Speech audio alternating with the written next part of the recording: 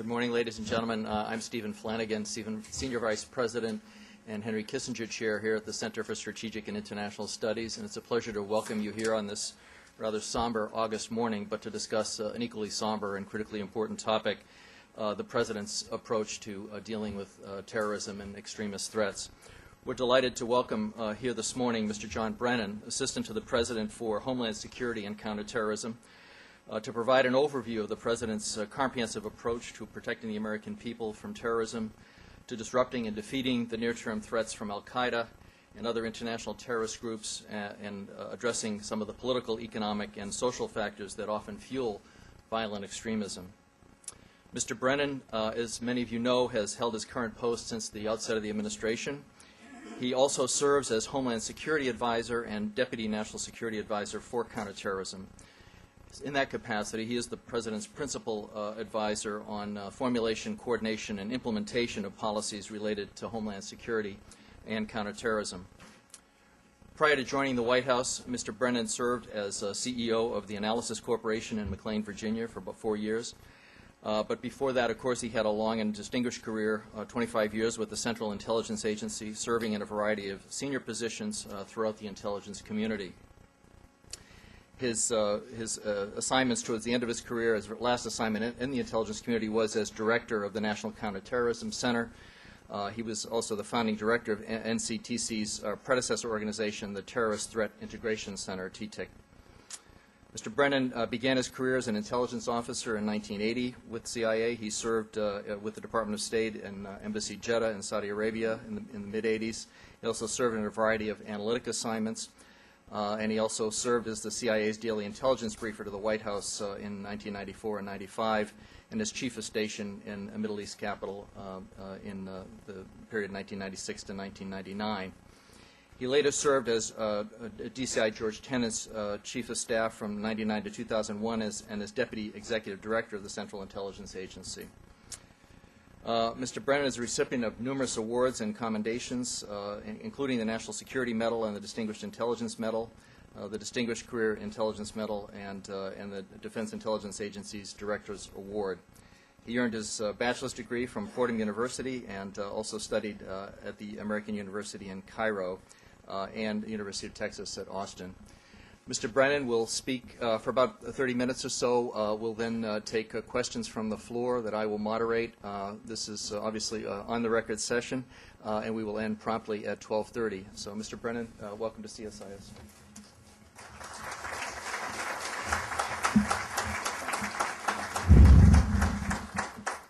Thank you very much, Steve.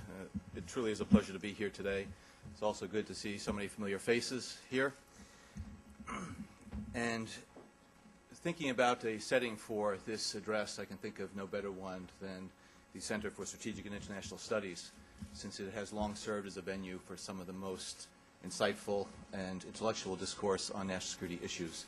So I very much appreciate the opportunity to be here today and speak to all of you. What I want to do today is to talk about the new thinking and the new approach that President Obama brings to the task of safeguarding the American people from violent extremism and terrorism. President Obama has now been in office for over 6 months. In that time, he has rightly focused on urgent domestic challenges, including the nation's economic recovery, reforming health insurance, and reducing the cost of health care for the American people.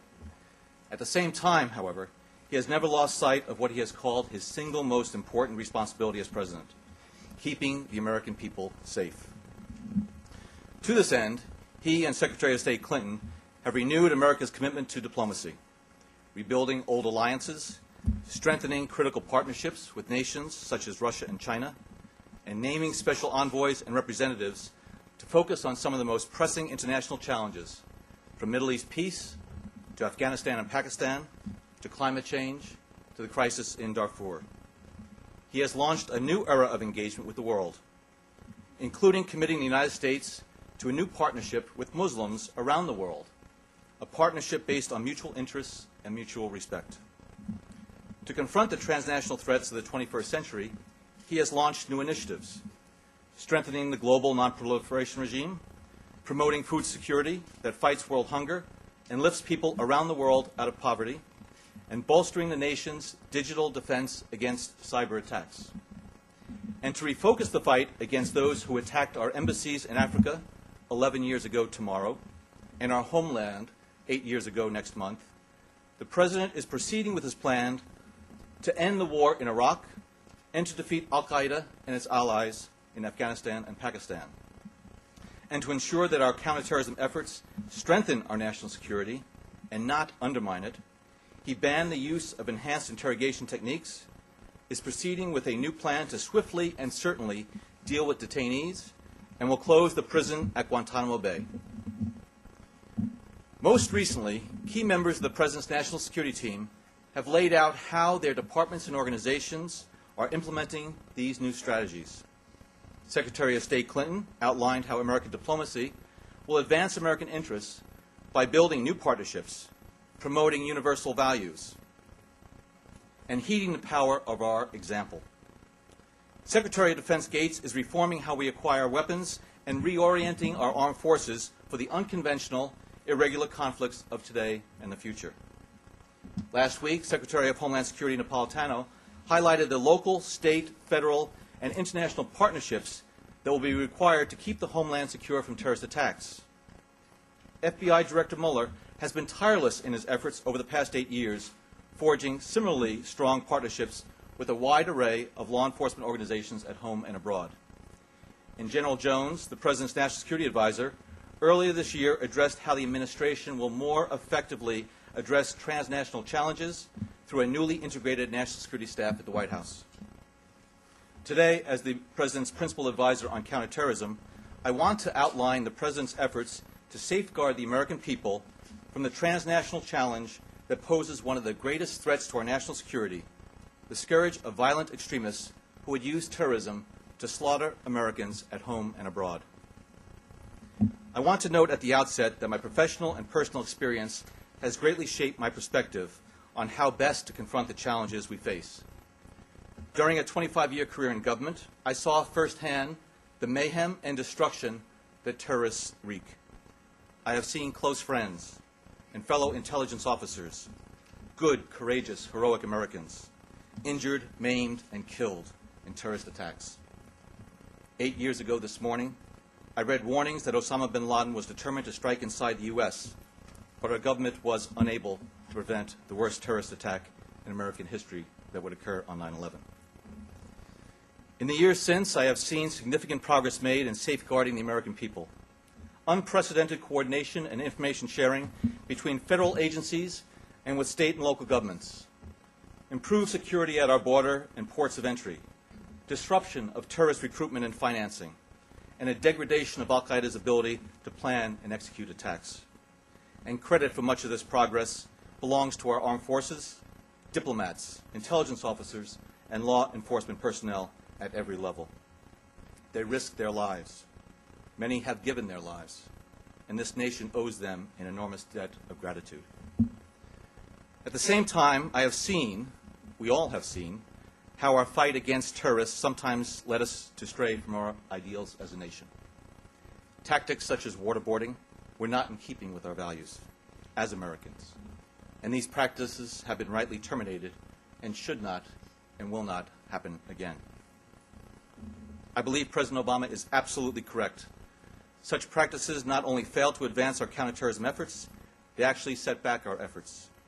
They are a recruitment bonanza for terrorists, increase the determination of our enemies, and decrease the willingness of other nations to cooperate with us. In short, they undermine our national security. A deep appreciation for our nation's unique example and relationships with the world has always informed my service. This includes our ties with Muslim communities. While in college in the mid-1970s, I spent a summer traveling through Indonesia, where, like President Obama, I came to see the beauty and diversity of Islam. In the decades since, I studied as an undergraduate at the American University in Cairo. I worked as a State Department political officer in Saudi Arabia, and I served as a CIA station chief in the region. And in that time, I saw how Arab and Muslim attitudes toward the U.S. hardened, often into hatred. It was these collective experiences and the worldview they shaped that led me to an extended discussion with then-President-elect Obama last November. He, too, was deeply concerned with how the United States was viewed in the world and how these attitudes were fueling the flames of hatred and violence. He showed a clear understanding of the historical forces and conditions shaping the world and the unique role and responsibility of the United States at this moment in history. And so I decided to return to public service as the President's Senior Advisor for Homeland Security and Counterterrorism. But since my return to public service, I have been deeply troubled by the inflammatory rhetoric, hyperbole, and intellectual narrowness that has often characterized the debate over the President's national security policies, particularly those relating to the fight against terrorists. Some like to claim that the President's policies somehow represent a wholesale dismantling of counterterrorism policies and practices adopted by his predecessor. Others claim that the President's policies constitute a wholesale retention of his predecessor's policies. Well, they can't both be right, and in fact, they're both wrong. As he has said, the President rejects an absolutist approach or the imposition of a rigid ideology on our problems.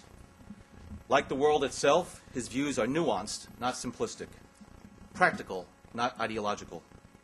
He understands the complexities and many dimensions of the challenges presented by violent extremism. He understands that preventing terrorists from slaughtering the innocent sometimes requires making very difficult decisions. Deployment of military forces, authorization of sensitive intelligence activities, the handling and disposition of terrorists that we capture and detain, and the policies we make and the measures we take to protect our homeland. And so, as he has said on many occasions, he rejects the false choice between ensuring our national security and upholding civil liberties. The United States of America has done both for centuries and must do so again. As we move ahead, the President feels strongly that we maintain a robust dialogue with the American people, indeed with the world, about the full range of our efforts to prevent terrorist attacks. With that in mind, I want to sketch out how the President sees this challenge and how the President is confronting it. And I want to distinguish between two related but very distinct challenges. The immediate near-term challenge of destroying al-Qaeda and its enemies and its allies, those who are willing and ready to kill innocent civilians, and the longer-term challenge of confronting violent extremism generally. First, the immediate challenge. The persistent and evolving threat from al-Qaeda and its allies. President Obama is under no illusions about the imminence and severity of this threat. Indeed, he has repeatedly and forcefully challenged those who suggest that this threat has passed.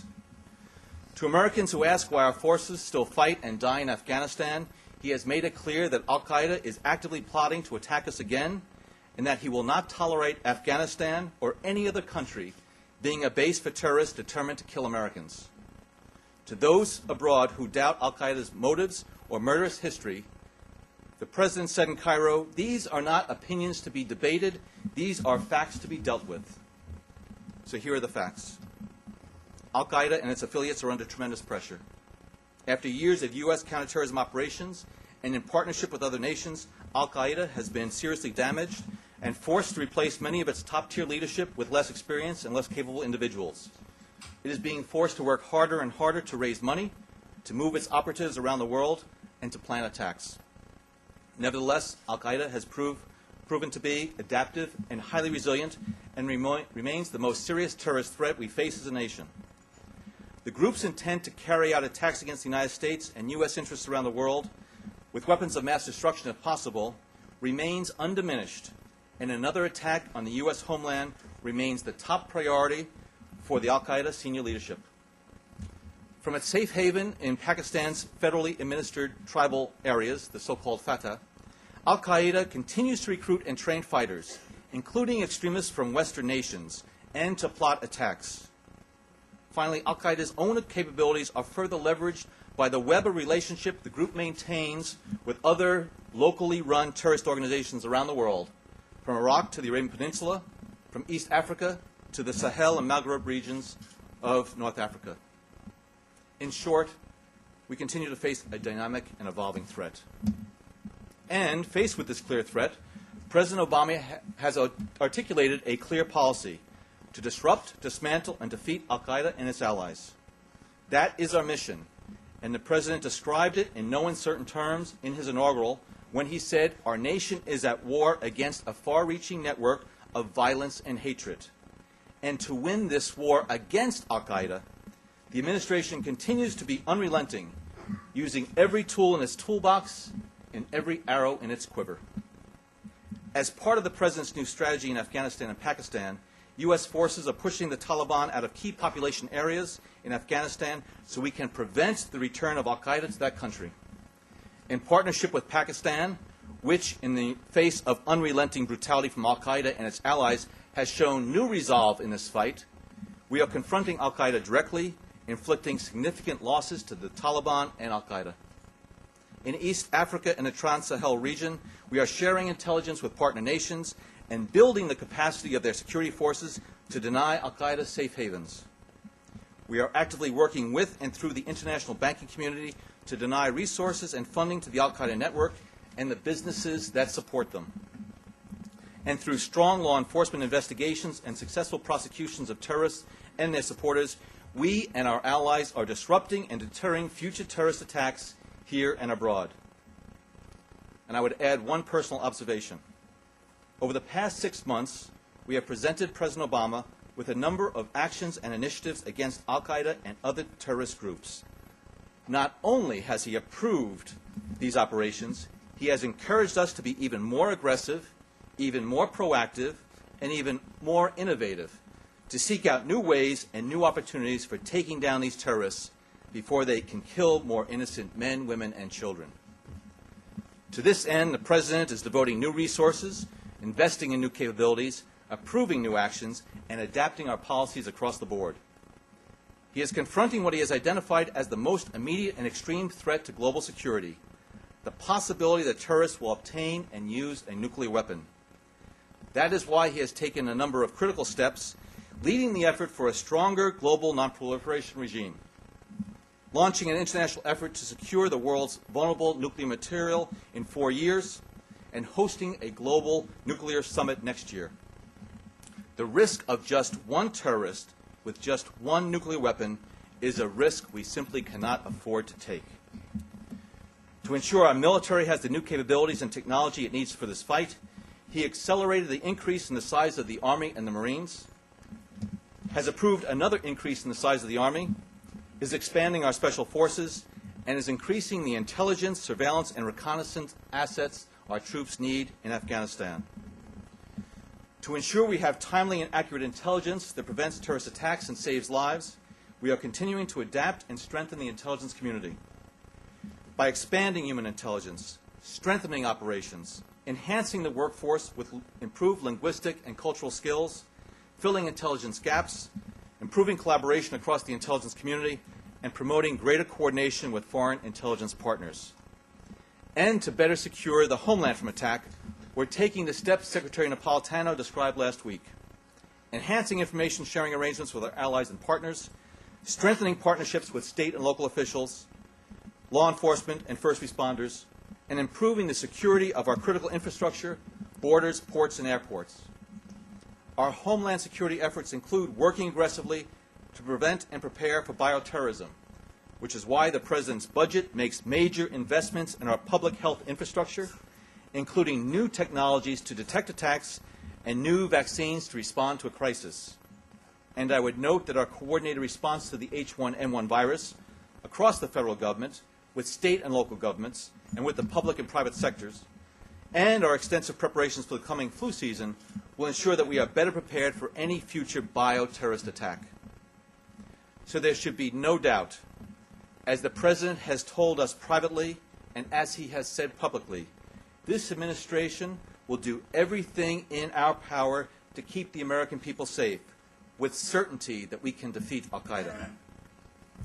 At the same time, the President understands that military power, intelligence operations, and law enforcement alone will never solve the second longer-term challenge we face, the threat of violent extremism generally, including the political, economic, and social factors that help put so many individuals on the path to violence.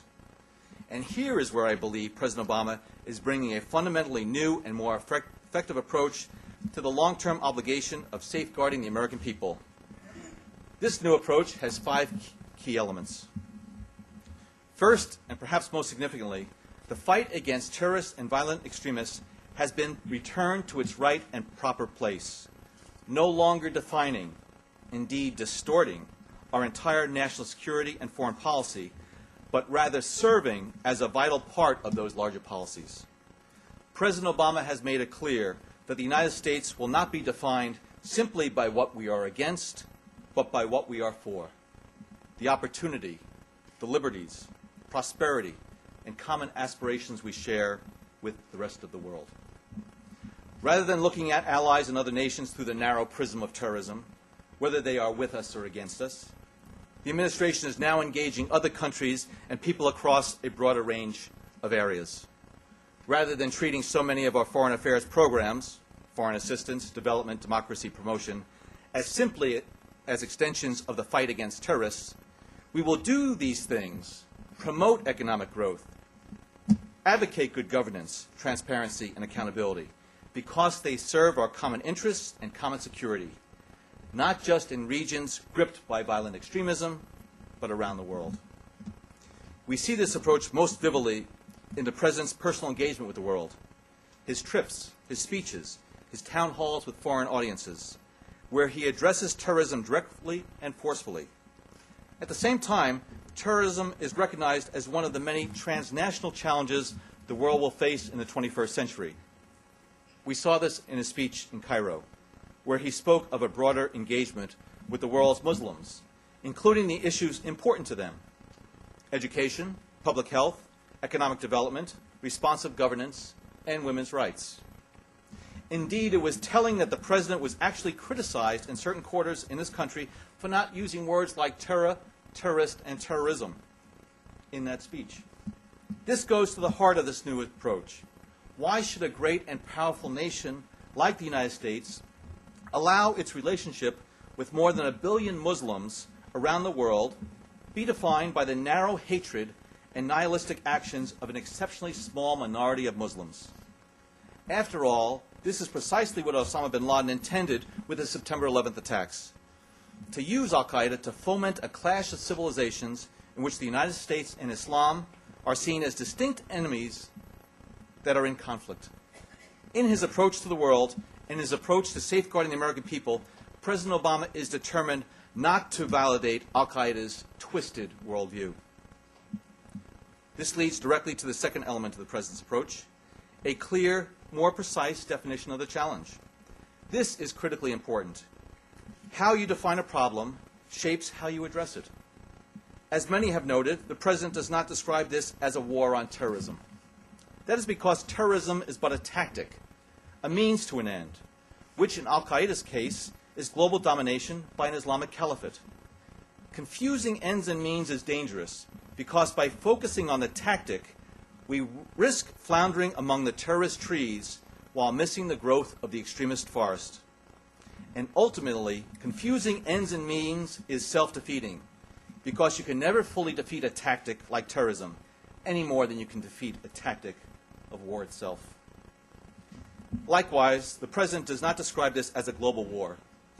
Yes, al-Qaeda and other terrorist groups operate in many corners of the world and continue to launch attacks in different nations, as we saw most recently in Jakarta.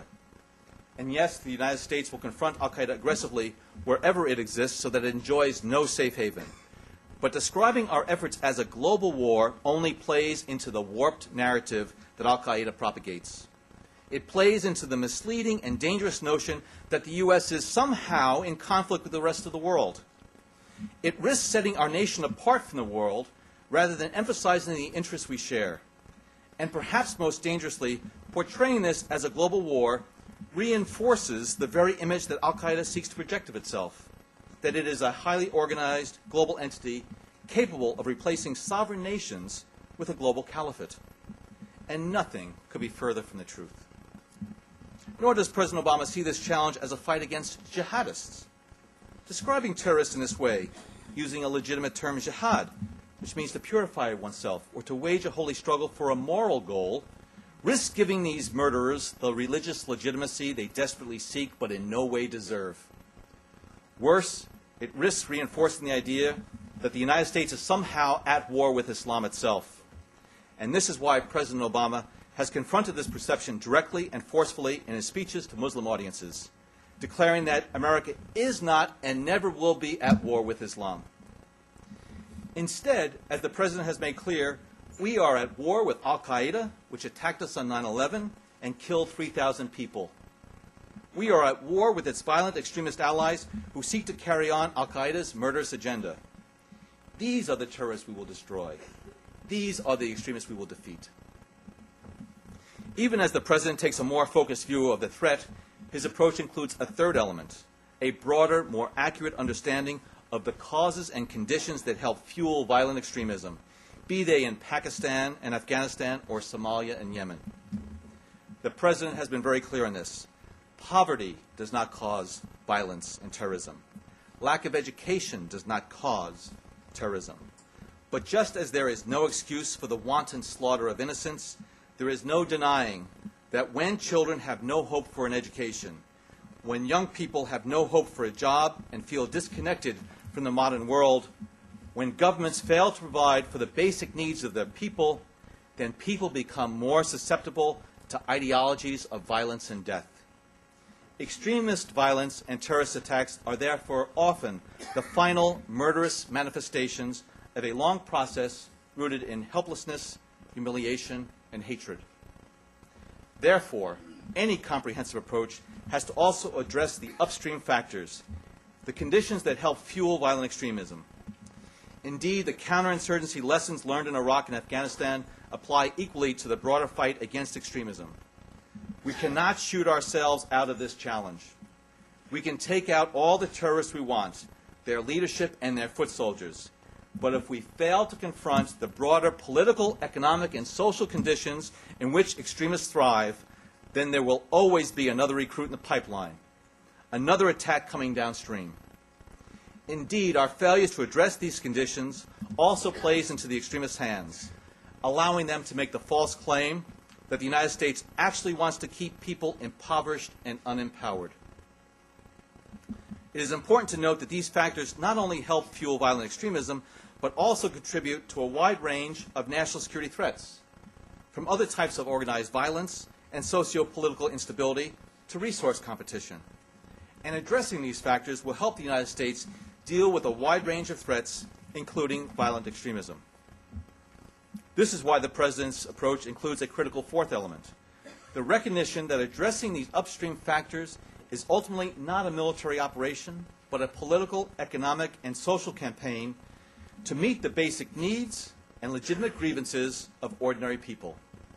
Security for their communities, education for their children, a job and income for parents, and a sense of dignity and worth. The extremists know this. Wherever governments are unable to provide for the legitimate needs of their people, these groups step into the void. It is why they offer free education to impoverished Pakistani children, where they can recruit and indoctrinate the next generation. It is why Hezbollah in Lebanon and Hamas in Gaza provide so many social services to the poor, even as they commit heinous acts of terror. It is why the terrorist warlord in Somalia can so easily recruit a destitute teenager who sees nothing but a future of poverty and despair. President Obama understands that successfully defeating these extremists over the long term requires breaking this bond, exposing Al-Qaeda as nothing but the death cult it is, and isolating extremists from the people they pretend to serve. Often the extremists do this themselves. Time and again, their barbarism, brutality, and beheadings have provoked backlashes among ordinary good people, from Afghanistan under the Taliban to Al-Qaeda in Iraq and increasingly in Pakistan today. Going forward, people must come to see that it is the likes of Al-Qaeda and the Taliban, Hezbollah, and Hamas, not the United States, that is holding their aspirations hostage. That all of those Al-Qaeda have killed, most have been Muslims. That the murder of innocent civilians, as the President said in Cairo, is not how moral authority is claimed, but how it is surrendered. That the future offered by extremists is not one of peace, but of violence. Not of hope and opportunity, but of poverty and despair. Indeed, it is the people in these countries, not the United States, who ultimately will isolate these extremists. governments that provide for basic security and needs of their people, strong and transparent institutions free from corruption, mainstream clerics and scholars who teach that Islam promotes peace, not extremism, and ordinary people who are ready to choose a future free from violence and fear. Still, the United States can and must play its part. For even as we condemn and oppose the illegitimate tactics used by terrorists, we need to acknowledge and address the legitimate needs and grievances of ordinary people those terrorists claim to represent. Which leads to the fifth and final part of the President's approach: integrating every element of American power to ensure that those upstream factors discourage rather than encourage violent extremism. After all, the most effective long-term strategy for safeguarding the American people is one that promotes a future where a young man or woman never even considers joining an extremist group in the first place, where they reject out of hand the idea of picking up that gun or strapping on that suicide vest, where they have faith in the political process and confidence in the rule of law, where they realize that they can build, not simply destroy, and that the United States is a real partner in opportunity, prosperity, dignity, and peace. That is why President Obama is committed to using every element of our national power to address the underlying causes and conditions that fuel so many national security threats, including violent extremism. We will take a multidimensional, multidepartmental, multinational approach. We will use our military power not only to take down al-Qaeda and its allies, but to train and build up the capacity of foreign militaries and security forces, as we are doing from Iraq to Afghanistan to Africa. Because if these militaries and security forces can uphold the rule of law, if these countries can take responsibility for their own security, then militias, warlords, and terrorists will find it harder to win sympathizers and recruits with the false promise of security and stability. So the President has increased funding to help build the capacity of foreign law enforcement, border security, and judiciaries. We will use our power to demonstrate that seemingly intractable problems and legitimate grievances can be resolved through diplomacy, dialogue, and the democratic process. That is why we are supporting national elections in Afghanistan and helping to protect the rights of all Afghans. That is why the President has made clear that our relationship with Pakistan is grounded in support for Pakistan's democratic institutions and the Pakistani people. That is why we support an Iraqi government that promotes national unity and is non-sectarian. And that is why the administration is aggressively pursuing negotiations to achieve the goal of two states, Israel and Palestine, living side by side in peace and security.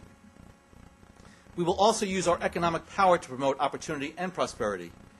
This will help restore people's hope in the political process and in legitimate institutions.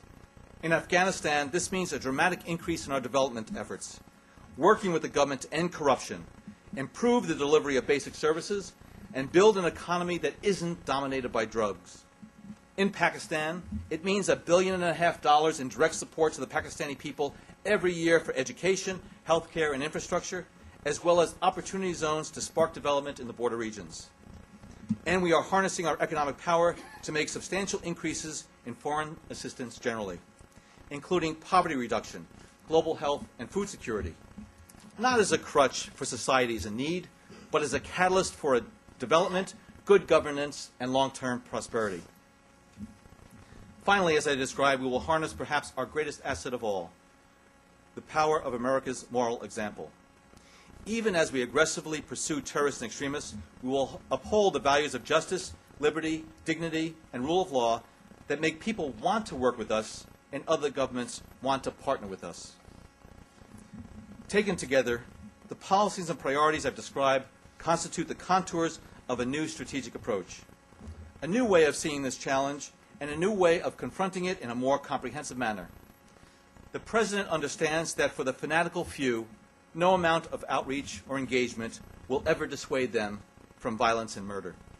So faced with that persistent and evolving terrorist threat, President Obama and his administration will be unrelenting, unwavering, and unyielding in its efforts to defeat, disrupt, and dismantle al-Qaeda and its allies. At the same time, the United States will pursue a more effective and comprehensive approach against the longer-term threat of violent extremism in the 5 areas I described. And at home, we know that we can rely on the extraordinary capabilities of the American people to be fully engaged in our shared effort to protect ourselves. We will not live our lives in fear, but rather in confidence, as we strengthen our ability to prevent attacks and reduce our vulnerabilities wherever they exist. So just as we work to disrupt, dismantle, and defeat terrorism with a wide range of efforts abroad, we will also strengthen our efforts here at home to create strong and resilient communities prepared to stand together and let the terrorists know that they will never succeed in shaking our will. In less than 4 weeks, America and the world will again mark the anniversary of that terrible day in September, when so many innocents were ruthlessly murdered as they went about their daily lives. The U.S. government was unable to prevent that attack, but the American people should know we are doing everything in our power to prevent another one. And 8 years on, that mission demands nothing less than the new thinking that President Obama brings to this challenge and the new approach that this administration will pursue in the years ahead as we fulfill our single most important responsibility, ensuring the safety and security of the American people. And with that, I would like to thank you very much for your patience and listening to me. Thank you.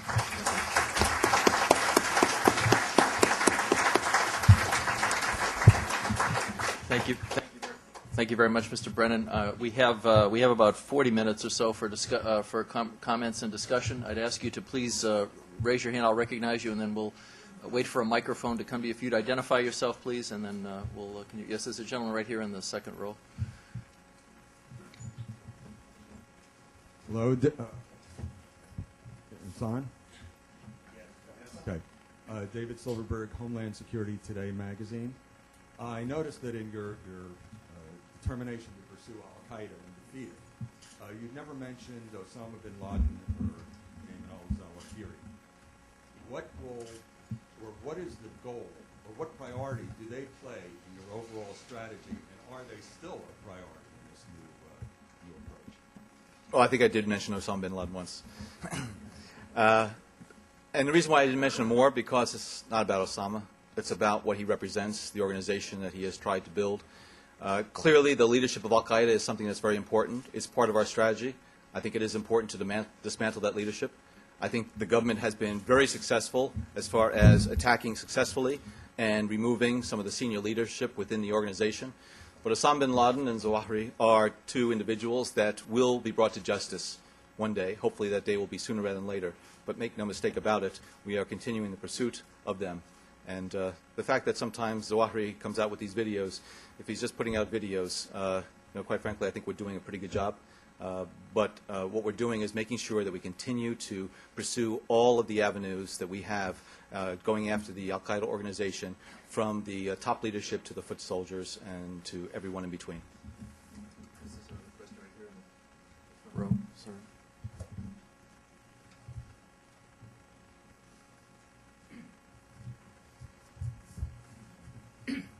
Good morning, John. I'm Bob Dreyfus from The Nation magazine. It's good to see you. You mentioned the long term and the short term. My question is, maybe there's a medium term in between. I wanted you to address in between al-Qaeda and kind of general violent extremists. With their organizations like Hamas and Hezbollah, even the Taliban, that seem amenable to the kind of persuasion that you said that al-Qaeda, the president believes, is not amenable to. We've discussed this in the past, and you suggested that it might be possible to have a dialogue with Hamas and Hezbollah, and I think the president himself has said the Taliban. So I was wondering if you could talk a little bit about disaggregating these movements, which the Bush administration was so prone to kind of rolling up into one big Islamo-fascist ball of wax. Talk a little bit about how we could deal with some of the other formations that exist and whether it might be prudent to start talking to them now. Well, the two cases that you give, Hamas and Hezbollah, are interesting case studies. Hezbollah started out as purely a terrorist organization back in the early 80s and has evolved significantly over time. And now it has members of parliament in the cabinet. There are lawyers, doctors, others who are part of the Hezbollah organization. However, within Hezbollah, there is still a terrorist core. And hopefully those elements within the Shia community in Lebanon and within Hezbollah writ large, they're going to continue to look at that extremist terrorist core as being something that is anathema to what, in fact, they're trying to accomplish in terms of their aspirations about being part of the political process in Lebanon. And so, quite frankly, I'm pleased to see that a lot of Hezbollah individuals are, in fact, renouncing that type of terrorism and violence and are trying to participate in the political process in a very legitimate fashion. Hamas, on the other hand, started out as a very focused social organization that was providing welfare to Palestinians, primarily in Gaza. Over time, it developed an extremist and terrorist element to it that I think has, unfortunately, delegitimized it in the eyes of many, not just throughout the world, but also in the territories. And its continued embrace of violence and terrorism is something that the Palestinian people, I think, have to continue to tell Hamas leaders that this is not going to bring them what they truly deserve, which is a Palestinian state side by side with Israel. So you're absolutely correct. There are a number of different organizations that have both political and terrorist dimensions to it. Unfortunately, it's the terrorist dimension that, as I pointed out in my remarks, really holds the aspirations of the people. There are disenfranchised Shia within Lebanon that Hezbollah is trying to represent, but they're doing it in a corrupted and twisted manner. They're not going to help to realize those aspirations of the Shia people if they continue to embrace that violence. Same thing with Hamas. And I think these aspirations of the people need to be realized, and it's not going to be through the terrorist agenda. So what do we do then? What's America's role? I think what we've done is to demonstrate both in Lebanon and to the Palestinians that we, the United States, are willing to engage and have a dialogue with any organizations or groups that are, in fact, dedicated to realizing peaceful solutions to existing problems. And I think those elements within Lebanon, be they Hezbollah or others, know that the United States has tried to be a very honest broker there, providing support to Lebanese institutions. And those who shun and eschew that terrorism will, in fact, gain favor with the United States. The same thing in the Palestinian community. Those Palestinians that are really going to ensure that they pursue a path toward peace that does not bring terrorism to bear are going to be partners with the United States. Okay, there are a couple of questions on this side of the room. The gentleman there in the fourth row. Eli Lake, Washington Times. Mr. Brennan, do you favor, as Dennis Blair has suggested, a classified annex to the intelligence field manual on interrogations? The intelligence field? You're talking about the Army field manual? No, I'm talking about, well, it's being reviewed right now. That is interrogation manual for the entire intelligence community is being apparently reviewed right now. Would you favor a classified annex for certain kinds of techniques the public couldn't see? There is a task force that has been set up, a working group that the President commissioned through executive order to take a look at what the United States' proper policies and practices should be as far as detention and interrogations and debriefings. That process is ongoing. The group continues to sort of work. I have participated in some of those discussions and have received briefings from them. It's a deliberative process right now, and I think it needs to be continued to be deliberative in that regard. These are tough issues. The Army Field Manual is serving right now as the basis for all U.S. government interrogations and debriefings of individuals who are captured or detained. And what the President has directed us to do is to make sure we look at all these issues very thoroughly and come forward with recommendations, and that's what we'll be doing. So there's one other question, I think, right there. Just to follow up to that, could you clarify the administration's position at this point on preventive detention?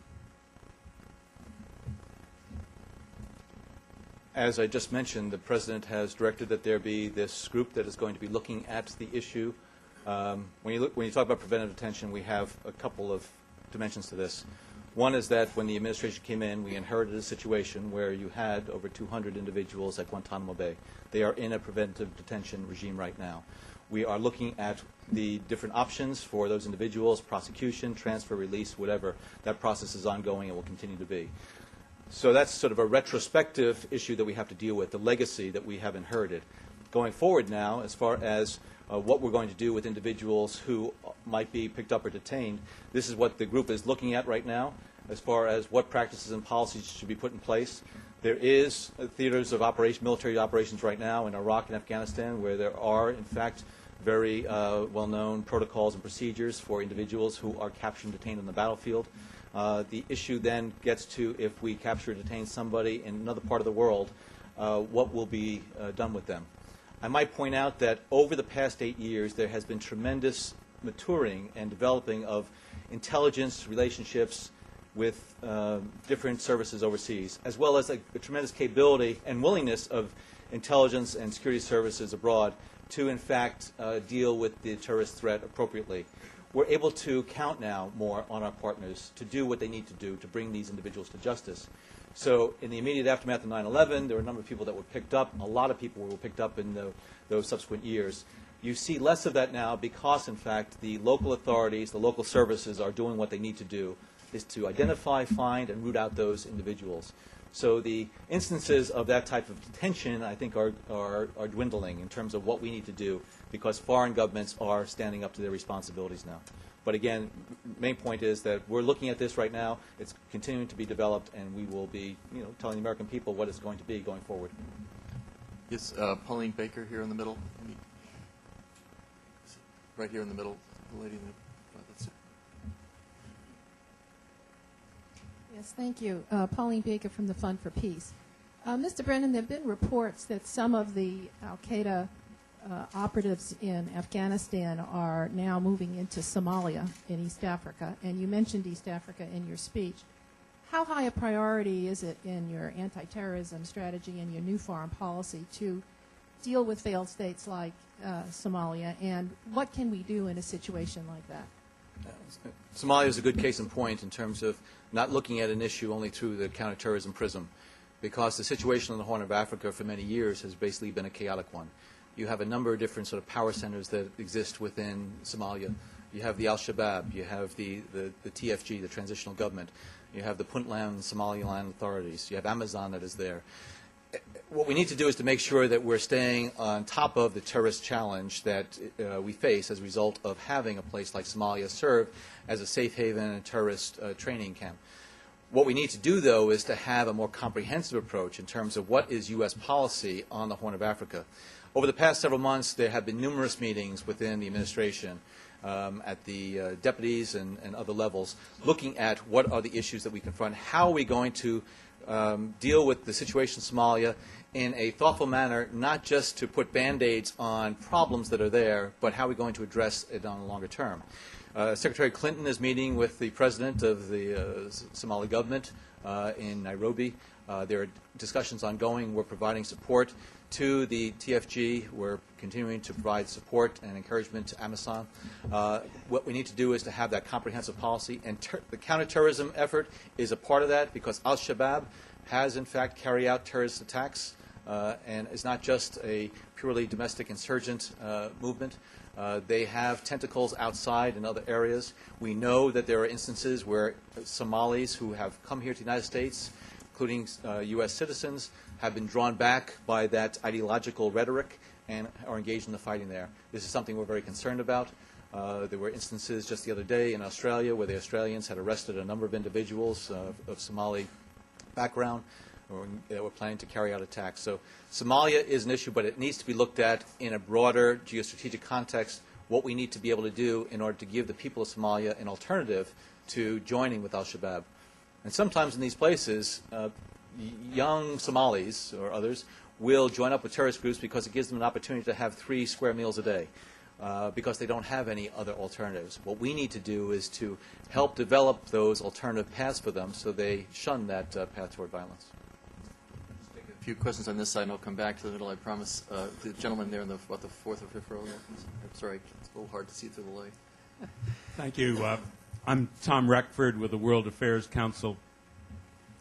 There have been press reports that the administration is considering letting NSA and DIA appoint some station chiefs.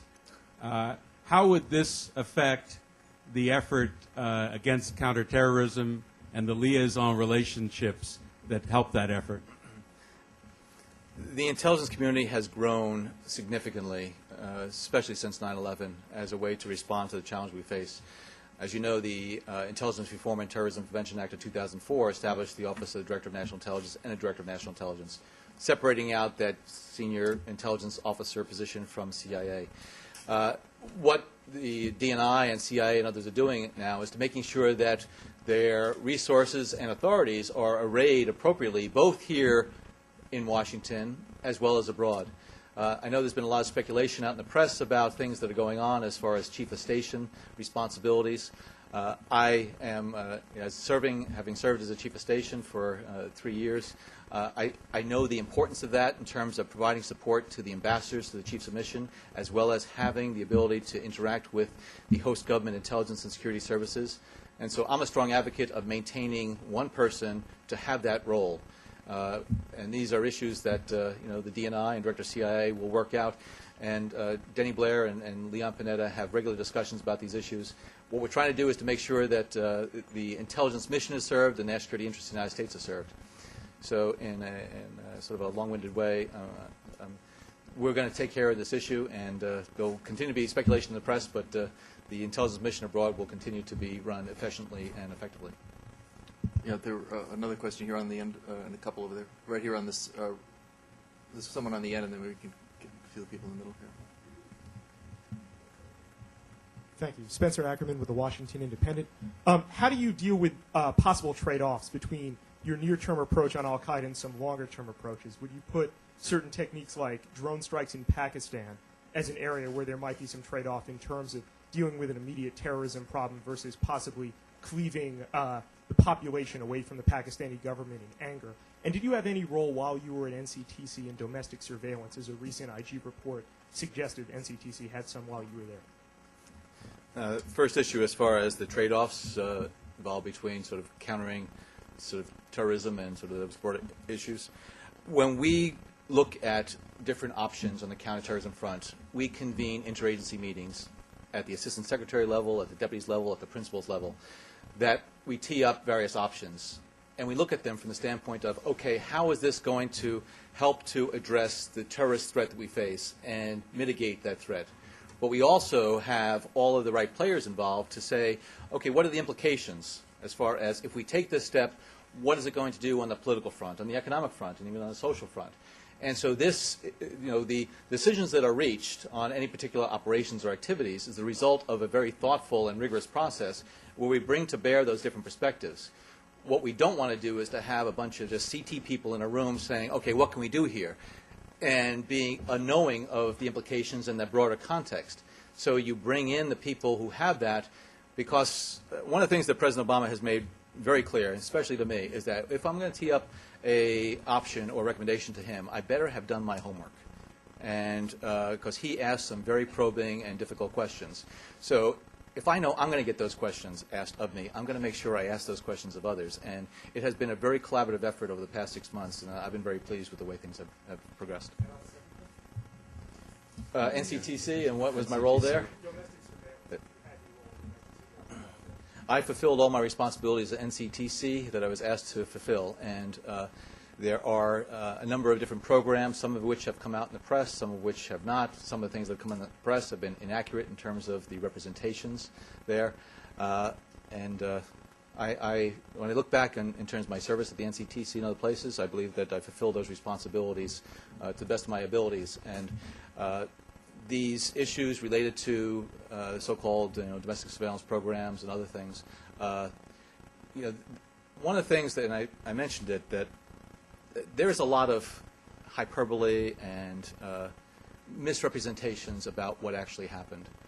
And a lot of times people go down certain roads believing reports as facts, and that's not the case. So I'm not going to go into sort of what my role was in that instance, because a lot of those activities are still considered to be classified and not in the public domain, irrespective of what press reports might be out there. Okay, let me just capture a couple more questions over here. In fact, why don't both of you in sequence ask your question, and then we'll come back around the other side of the room. There's a microphone over here. There's two people right in the middle there. Sorry, Sean. Mr. Brennan, the administration inherited sort of the old administration's interrogation and detention policies. There were. Could you hold the microphone a little closer sorry. to you? There was a report in the Post today that mentioned about this speech today that said that you had opposed Obama's decision to release the OLC memos from the last administration. Can you talk about some of the thinking behind your opposition to the release of those? One of the things that I really have appreciated since I joined the Obama administration and serving President Obama is that he welcomes, in fact, not only encourages, but presses people to speak their mind on these issues. And I've never felt any reluctance on my part, or I've seen on other people's part, to share with the President their views. In the days and weeks that ran up to the decision to release those memos, I was asked, I participated in a number of meetings. I gave my perspective based on my role as assistant to the President for Counterterrorism, Homeland Security, and I gave him my perspective on what I believed were the pros and cons, the implications of release, and that is what we affectionately refer to as the internal deliberative process within the White House. And my counsel to the President is directed to the President. And if the President wants to explain to people what my counsel is, he certainly has the authority and my proxy to do it. But I serve the President, and I'm going to continue to keep my counsel to him. Yes, the gentleman there was in the back row there, brother. I'm Alex Kingsbury. Alex Kingsbury from U.S. News and World Report. I wonder, when you're talking about these upstream factors, if regimes with poor, say, human rights records, or these repressive regimes, if that's acknowledged as a factor in one of these, in the upstream cause of some of these radicalizations, and if so, the U.S. is going to work more aggressively to get these regimes with which we're allied to change. The treatment of individuals abroad and the human rights record of other countries is something that is closely looked at by various organizations, American and others, as well as the United States government. The United States State Department has a responsibility to report on the human rights record of individual countries. And it is something that is always a part of our dialogue with countries where we have concerns about their human rights record. And in terms of humane treatment and women's rights and other types of things. What we want to do is to make sure it is a dialogue that we maintain, in fact, that discourse with them, underscoring our concerns about certain areas. So I've seen in instances, and I've served in different parts of the world, where there were issues and concerns expressed. These concerns are expressed at the highest levels of the U.S. government, to the highest levels of these other governments. And there needs to be, I think, continued sort of pressure and momentum on a number of these areas. But human rights is a very sort of wide issue with a lot of things that are included in there. But it also then pervades into things like corruption. It's not just treatment of individuals, but how legitimate institutions are ignored, which I think takes away the rights of individuals overseas if they cannot count on their government. So whether you're talking about corrupt practices by governments, whether you're talking about abuses, whether you're talking about not allowing certain parts of their population to realize the full benefits of citizenship, this is something that is continued to be discussed. Okay, we had a couple of questions here in the second row. Could you come up in the mic here? This gentleman and the gentleman in the middle.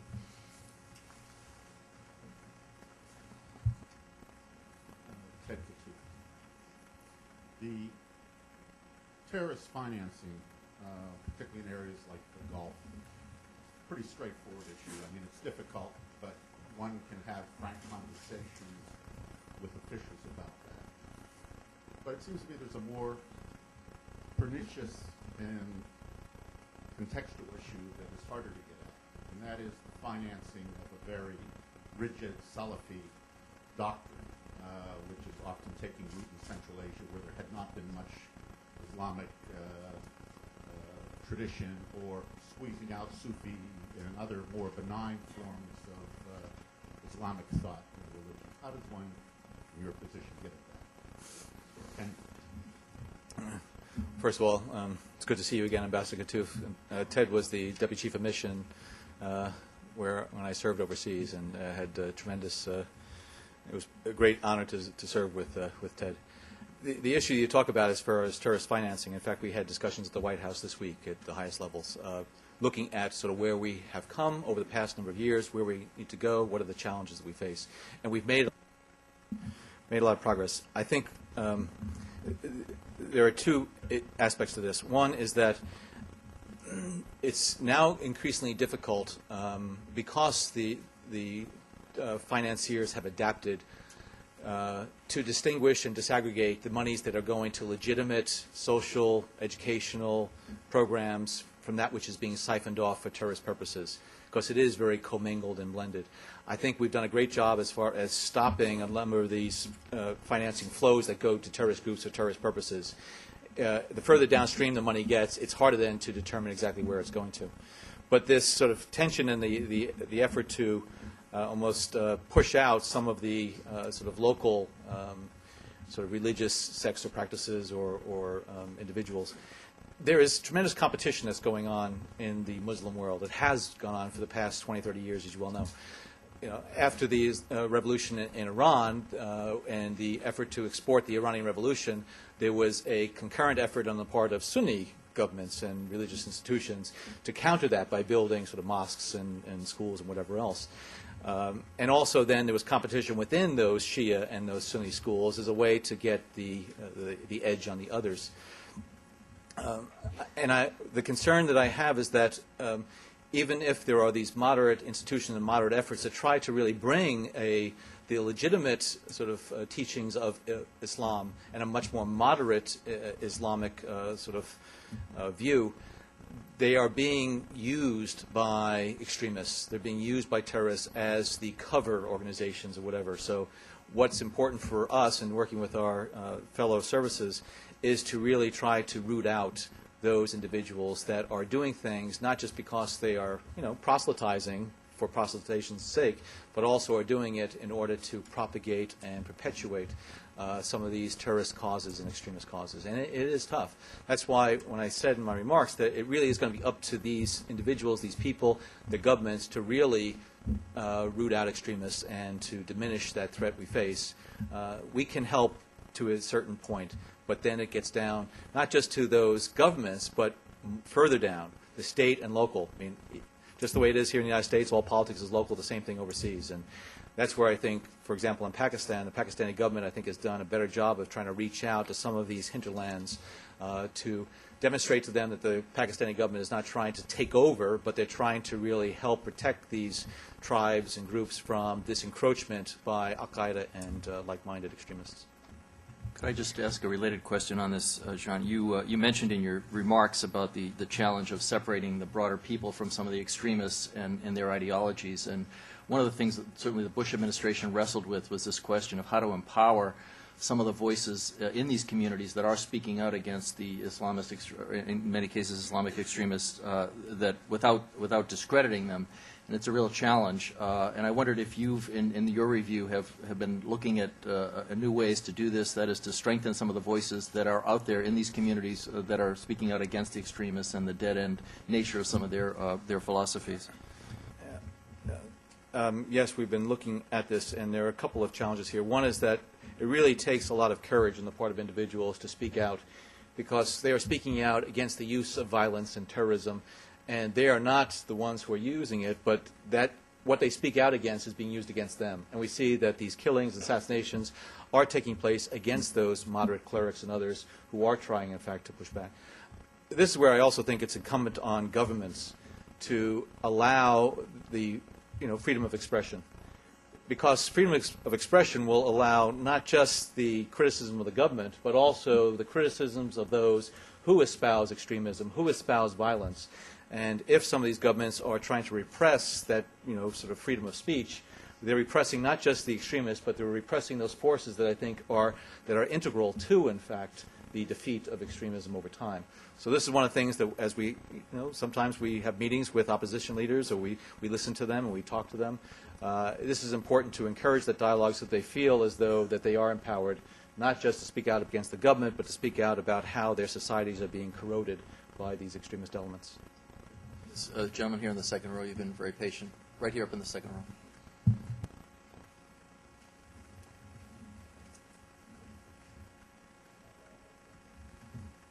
Hi, I'm Tony Capaccio with Bloomberg News. To what extent do military tactics sometimes come back and haunt you in your attempt to mitigate these upstream activities, factors that breed terrorism? You're talking about high collateral damage, high-profile attacks. like in Farah province back in May that killed a number of people, and predator strikes that oftentimes are publicized as causing a number of collateral damages. And what steps are you taking, or is General Luke taking with CENTCOM to minimize those types of occurrences? Okay, if anybody didn't hear it, the question is, how do the military tactics that might be employed sort of work against us, to include reports of collateral damage or other types of things? I think there are two aspects of this. One is that which has occurred that is, in fact, the case or the facts, things like Abu Ghraib, things like waterboarding. I'm not just talking about military tactics, and these are illegitimate ones, or collateral damage that did occur because there wasn't sufficient rigor in terms of the steps that were taken before the trigger was pulled. They can be devastating, and I know that President Obama has really wanted to make sure that we do, whether it's intelligence or military or whatever, do our homework to make sure that those instances, if they cannot be totally eliminated, they're going to be minimized to the greatest degree. But then there's also those reports of things that are specious, that did not occur. It's sometimes hard to counter that missive because people want to believe what they want to believe. And I've read and seen reports about all different types of collateral damage as a result of different types of military and maybe intelligence activities, and they are way, way off the mark.